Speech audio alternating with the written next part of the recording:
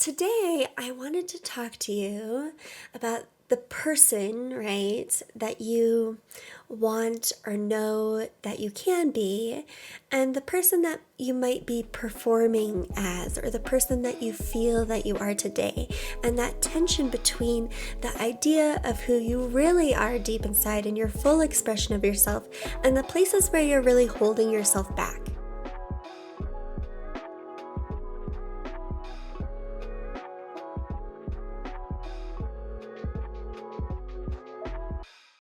I want to talk to you about your tremendous capacity to change and grow, right? Even if just in small ways.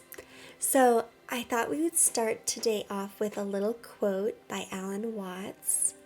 Cliche, I know, but he says, "You are under no obligation to be the person you were 5 minutes ago."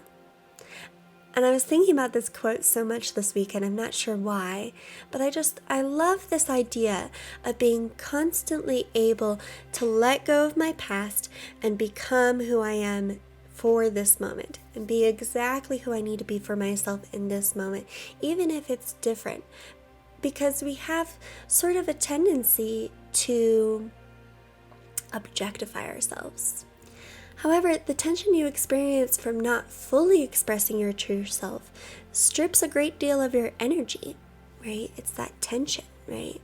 Those places where you notice that tension within your own being, that takes your energy. And beyond that, you're stripping the world of the tremendous gift that is you. I used to feel like I was constantly filtering and altering myself to please people around me. I've got that people pleaser problem for sure. And this process of sort of guessing what other people wanted me to be, altering my natural tendencies, and then performing accordingly became this sort of mental and behavioral habit that started to become deeply ingrained in my being.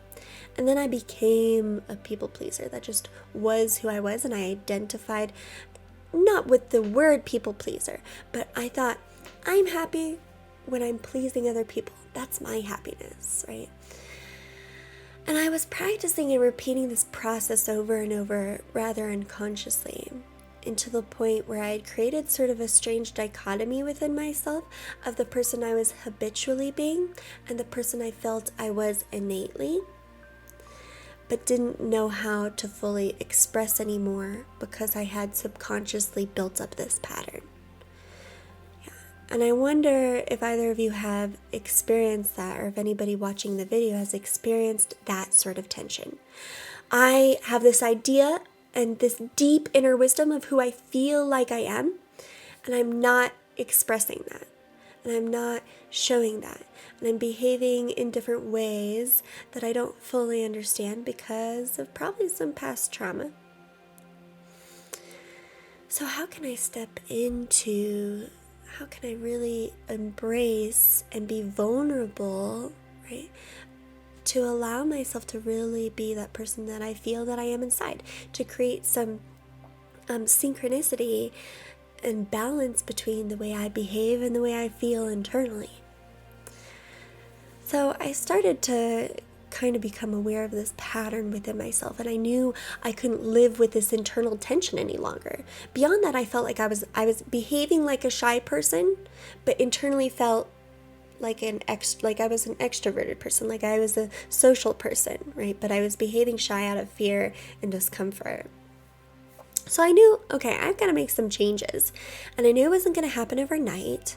And I knew it had to start with my thoughts.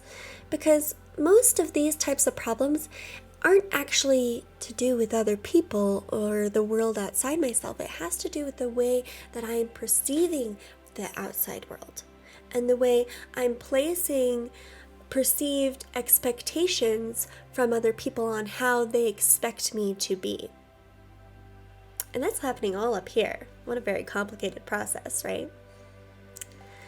So I needed to shift my perspective. And I had to take the time to do that because, like breaking any bad habit, especially mental habits, you have to practice. And when you slip up, you have to practice harder. Practice isn't something that happens passively. It happens methodically consciously with dedicated time and effort. And that's why I love, love, love calling this meditation, mindfulness, self-care, all of that is a practice. Because within a practice, there's continual room for growth, right? You don't have some sort of end destination. There's continual room for growth. And within a practice, it is intentional. I can treat my self-care, my meditation, my mindfulness with intention. It deserves time. It deserves my effort. And I make space for that within my life. So, the dangerous thing about this sort of internal tension between the person you know you are, but aren't being or expressing outwardly, is that there is an easy cop-out. And it is to convince yourself and others that this is just who I am. I just am a shy person. I just have a temper. I just am an addict, whatever it might be. Wherever you experience that internal tension, that frustration of not being able to outwardly be what you know you are deep down, when you experience that and you have that moment of trying to say, of giving up almost and saying, this is just who I am. I just am an addict. I just have a temper. You will know it to be a lie because of that internal tension. Right? When you notice the spaces of internal tension, a little light bulb should go off. That tension, I promise, it will exhaust you. And it weighs heavy on your mind. So I want us to just take a minute and think about when and where we are experiencing mental tension in our lives. Where are you holding yourself back and where do you experience that tension? Because even just thinking about holding yourself back, that's energy. Where is energy going to pulling yourself away, to pushing yourself down, to lowering the bright light that you are? Think about that for just a moment.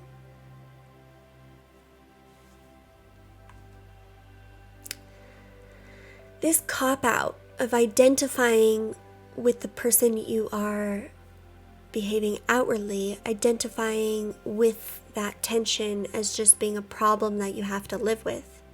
This cop-out is really dangerous because when you settle, people will believe you and you will believe yourself. People will believe you because your actions display how they perceive you. And outsiders have zero insight into who you feel and know you are. Because like the quote we started off at the beginning, you aren't under any obligation to be the person you were 5 minutes ago. You aren't an object, right? It's easy to assume that the way you acted today is the way you will act tomorrow. In fact, it's kind of a safe bet. It's a safe bet, but it is not an undeniable truth. And it's not a win. So even if you have this thought, others know me to be this way, this is the way I've been in the past, how can I change the way I act if others or myself expect myself to be this way? Remember that the tail doesn't wag the dog. Remember that it's never your responsibility to make others accept who you are, and that it is your responsibility to fully accept and embrace yourself, even the darkest, deepest, hardest parts to accept of yourself. In fact, the truth is that people might not want you to change, and they might not want you to grow, and they will try to push you into the same box they have put you in before.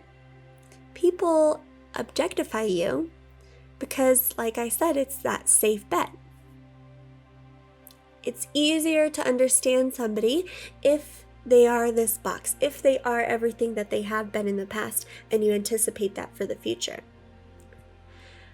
we so often do this ourselves because the future is a big unknown. So if I can layer some certainty on that by objectifying myself or other people around me, then this looks a little less unknown. I can place some good bets on that, and that's less scary. That's more in control for me.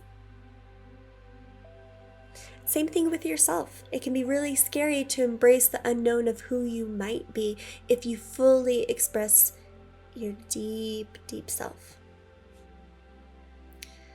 To decide that you can't change because the way you acted yesterday is who you are, is to relinquish all of your power. All of your power as the main character in your life. This decision is to deny your ability to become your best self. In this mental space of objectifying yourself, you won't grow because you're not an object. You're a moving and ever-evolving subject, and you have the right to liberate yourself from that objectification simply by deciding that you can and practicing. Your insurance policy against using this dangerous cop-out is imagining how it would feel to express that best authentic self that you know so intimately deep down. How does that person feel in the body? How would it influence your relationships, your job, your sleep, all aspects of your life? So I encourage you to start thinking about that and allowing all of your thoughts to revolve around thinking about, when I fully express myself, what would that feel like? Your insurance policy is dreaming of your best self, your best life, right? Allowing yourself to dream about that, and furthermore, believe that that is the truth. But I'm not talking about a casual daydream. I'm talking about a very intentional and strategic kind of daydream. I'm talking about what I call visualization, which is a combination of two words that I made up. The first word, I didn't make up the two words, but the combination is of my own making. Visualization. The first word is feel, and the second word is visualization. So, visualization, I'm feeling and visualizing, and we'll dive into that a little bit. So I want to start off by saying that I'm fully aware that it's kind of hokey to think that by just visualizing something that it will manifest itself in your life. And that's because it is a little hokey. So let me be very clear that no amount of visualization will do anything for you if it isn't followed up by action. No amount of visualization will make you change overnight. But what visualization offers you is the ability to reprogram that perspective. And that, I think, is the foundation to all change. Because what I see often in this field of work is people trying to change bad habits just by behavior, without thinking that all of their behavior is driven by this mental perspective. So this is the foundation. So while it won't allow you to change overnight, what proper visualization does is allows the brain to create new neural pathways. And that takes work, and there's a strategy for it that I want to go over with you today. Just like a muscle, the more you use it, the stronger it will become. Same thing with neurological pathways. Visualization is like the practice before the big game, and the big game is your life, right? Visualization works rather similarly in the mind as to memory. And once you have done something, you know you can do it again. The brain treats visualization similarly. If I can visualize it, If I can experience it in the mind's eye, I have less tension in believing that I can do that in the outside world. Once the brain has thought something, the easier it becomes to think it again. And the easier it becomes to experience that. So one day you end up believing it, feeling it to be true, living it, being it, your best self. Like any practice, though, there are effective ways and ineffective ways to practice. So what I thought we would do today is talk about how you can incorporate the practice of visualization into your self-care, meditation, mindfulness routines, right? So the first suggestion I have to you is to practice regularly. If you were going to practice a sport, you would likely have a specific time and space you would go to practice, and you would do it regularly. You should visualize as often as you can commit to. Do it with regularity and with intention. And make space so that you don't have any distractions.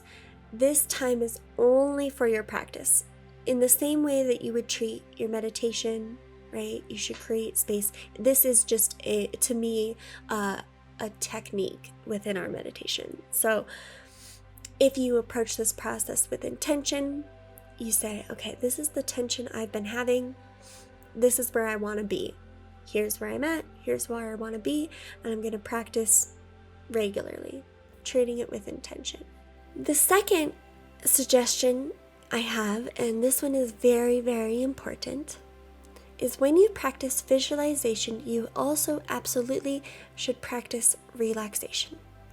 Do not visualize unless you are relaxed and deeply relaxed, because whatever tension you carry with you into your visualization, which, as I've mentioned before, you can treat, the brain treats similar to a memory, will be felt when you start to experience what you have visualized. You'll bring that tension into your life. So relaxation really facilitates the shift in your brain waves from beta to alpha theta. And between this sort of alpha theta brainwave state is really where the brain visualizes best. It's a very dream-like state, because in this dream-like state is where you create new neurological pathways. The third tip is to use emotion. Visualization, right? It's not just what you see with the mind's eye, it's what you feel. When you visualize with emotion, you cultivate how you want to feel in your entire body, emotionally, mentally, while you are visualizing. And you don't want to get up or conclude your practice until you really can feel as if it were real. A really simple way to go about doing that, we'll practice in just a moment, is to very simply just think about somebody you love. That evokes an emotion, and then you go into a relaxed state. And then the next step is to have affirmation, right? Something that you're telling yourself within your meditation. The last step is, after your practice has concluded, is validation. Okay, validation. I want to be looking and trusting the process, looking for signs that it is working. Instead of looking at all the ways it hasn't manifested yet, look at the ways that you are closer. This will prevent you from falling out of your practice, and it'll keep you on course. If you find yourself thinking it's not working, you have to self-correct, or else you will self-sabotage. Okay? So just to go over those really quickly, we're going to practice regularly after today if you so choose. You want to evoke an emotion, create a relaxed state, have an affirmation, and then after your practice, create validation. So that is what I'm going to guide you through today. And since this process is we want to be in that alpha theta brainwave state and you want to be very, very deeply relaxed, I would encourage you to lie down if that is more comfortable for you.